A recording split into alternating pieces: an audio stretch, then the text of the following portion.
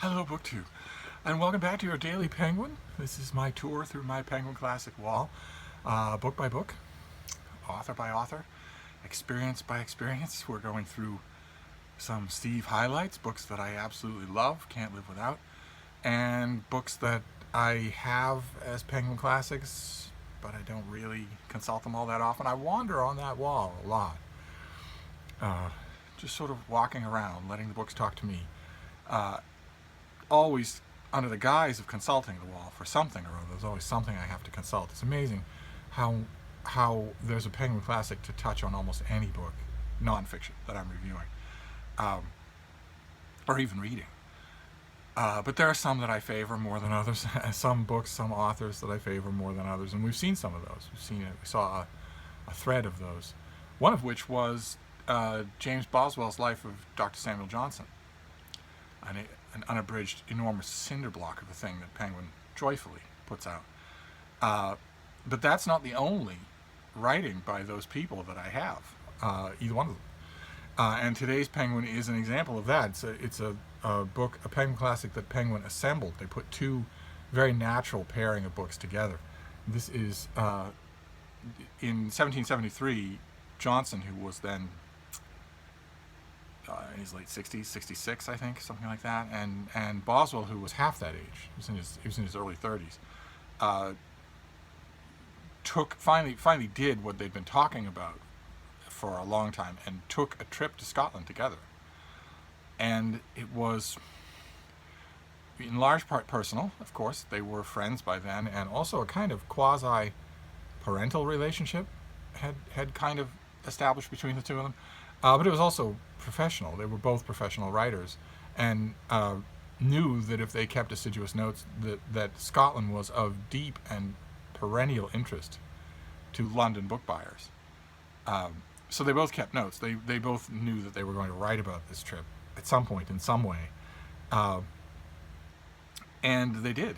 They each had completely different impressions. They had their ups and downs. They had personal fallings out and amazing inspirations and insights into what they were seeing. And they didn't see the whole of Scotland, but Dr. Johnson by this point was a recognized literary establishment figure. So anything that he wrote would be of interest to the reading public. And Boswell had made his reputation before he became forever associated with Dr. Johnson through the biography. He had made his reputation with a travel book, basically a travel book, a political overview, a scenic overview, a cultural overview of Corsica. So if there's one kind of writing that he knew he could tap into for a reading audience, it was travel writing. And that's what this book is. As you can see, this brings together each of their books. They didn't collaborate on a book. They each wrote a book. And each of those books is in here. And as such, it's a wonderful volume. Just fantastic. Not necessarily only because you're interested in Scotland, but just because, for me, the first time I read this volume, I had already read each of the books, but I'd read them separately. And reading them together, especially end on end, really gives you an idea of how these men thought and how different they were. And that's fascinating, I think. And this is just one of, again, if my Penguin wall were organized a little better, then this would have appeared with Boswell's Life of Johnson. It would appear with the various Johnson volumes that I have. It would appear with Boswell's London Journal. They would all be together, but they're not. They will be someday. Someday I will. Instead of prowling that wall and just sort of talking to the books and having them talk to me, I will pull them all down and put them back up again in a different way. I started to do that once upon a time, but I lost interest. I went back to reading and writing.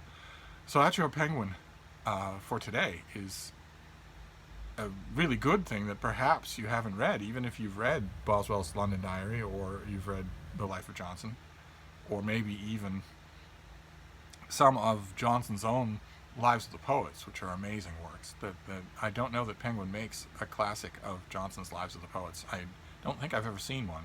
Oxford does. It's a terrific work.